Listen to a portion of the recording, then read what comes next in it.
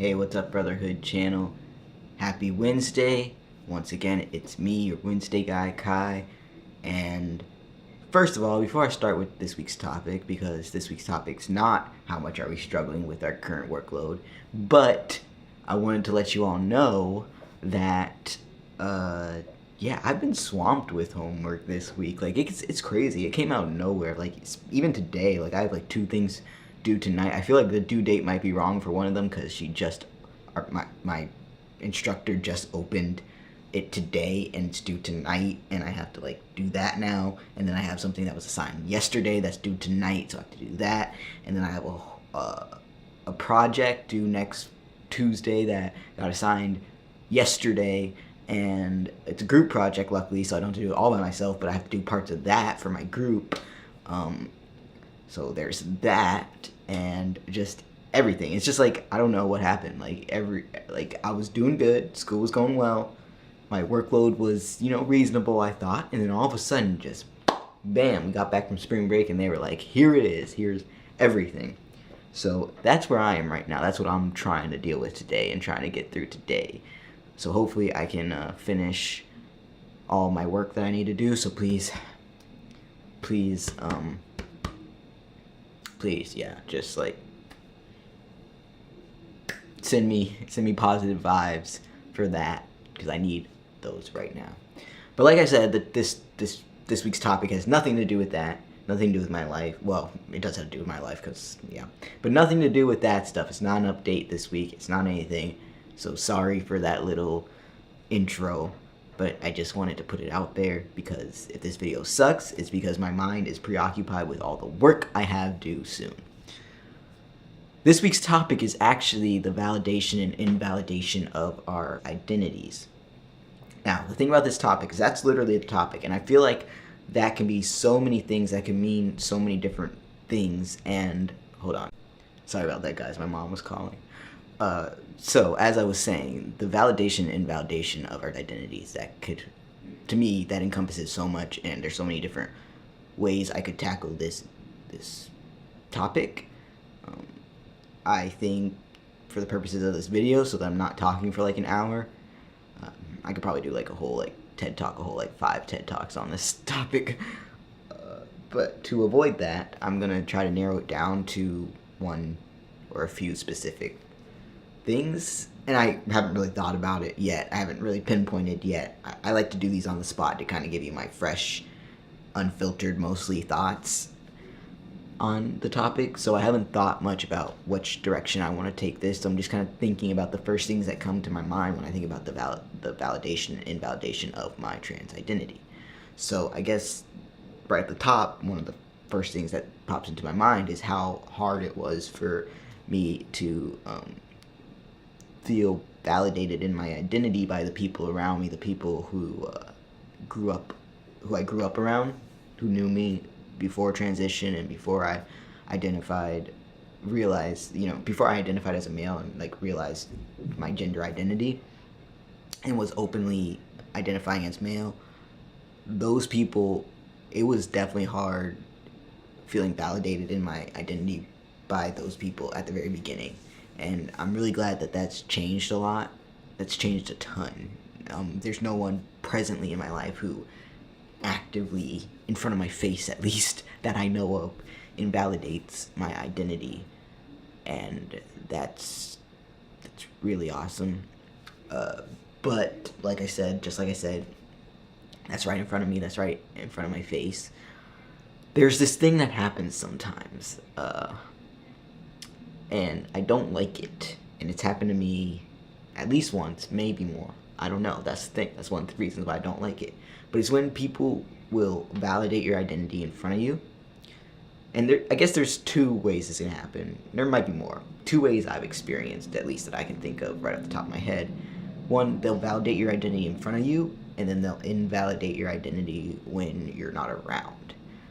And 2, they'll validate your identity, but they'll invalidate identities of those in your community. So they'll be like, I'm okay with you being trans, but I'm not okay with the whole concept of people being transgender, or, which is kind of a weird one. More commonly, I've faced the one that I'm okay with you being trans, but trans women are not cool or something like that. They're not cool with trans women, but they're cool with me because I'm a trans man, or just because they know me and they're being accepting of me because they know me. Those kinds of things. Those two I've faced, and those two really bother me. And it's hard to say, but they possibly may even bother me more than when people invalidate my identity, like, openly, like, right in front of my face. It's hard to say because that definitely stings more. I notice it more and it's more obvious, but I think I'd rather know who's, like, my true friend and true ally than someone who's gonna do it to my face, or be a, like, half-ass supporter. Sorry, I didn't know a better way to put it. That's what I think of some of those people. They're half-ass supporters, just supporters for the, to look good in front of you, or whatever, look good in front of certain people. Who knows what their rationale behind it is, but I really don't like that. And it's happened to me a few times, sometimes even by people in my own family, which is just sucks, and I don't even want to go there. I think those people have all come a long way, though, in my family. Like, that, as far as I know, it's not as a big issue as it was. Like I said, sometimes it happens behind your back and you just don't know. But from what I can tell, that has decreased a lot. The invalidation behind my back, or the invalidation of others, but the validation of me. Like, invalidation of others just like me, basically.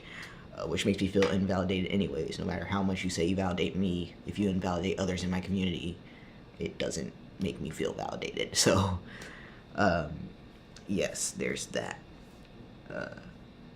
Today in my everyday life, now that I'm passing, it's not really invalidation. It's just that people don't know all the time that I'm trans, which is great in some cases. In other cases, it makes me feel a little more invisible from the LGBT community and even the trans community, which feels a little, like, that's still a big part of my life. So it's sometimes something I want people to know about me, and sometimes just passing and people not knowing that right off the bat is a little erasing, I guess. I don't know if invalidating is the best way, but I do feel a little erased from the community sometimes in everyday life.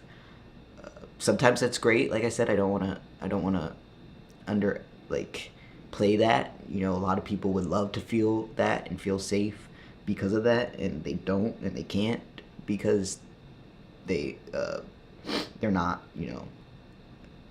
they don't pass as cis, which I don't even think passing as cis is a thing that people need to strive for, by the way, which may seem weird with me with my top surgery and being on testosterone. There may have been a time when I thought that, but currently, to this day, I don't think, and I thought that for myself, like, oh, the goal is to pass as cis, and I think that's not necessarily where I am anymore, and who knows, maybe that's just because I do pass now and I'm more comfortable. But I think I've learned more about my body throughout this whole journey, and I don't think passing as cis has to be everyone's ultimate goal anymore. But yeah, sometimes it does, it does help with safety and validation of your identity when you pass. And I can't overlook that and underplay that. So I'm very grateful for the validation that's come with passing, but I think it sucks that there has to be this concept or this idea of passing as cis for validation a lot of times for a lot of people. I don't want this video to be too long, so I hope that was a little glimpse into my mindset on the validation and invalidation of transgender people and myself specifically. I would love for you guys to leave any comments or questions if you have any. I could always revisit this topic for a free topic, or even on my personal channel if there is more to be said. So, feedback's always welcome, and I will look at that and take that if you leave it. And maybe possibly make another video on this topic with other thoughts on different aspects of the validation and invalidation of transgender individuals. But for now, I'm going to go ahead and get started on some of this homework. Thank you all for watching and sticking with me and tuning in each week and following us on Instagram and everything. You all are the best A1s since day one. I love you all so much. I will talk to you soon. Stay strong, stay safe, stay you, and peace.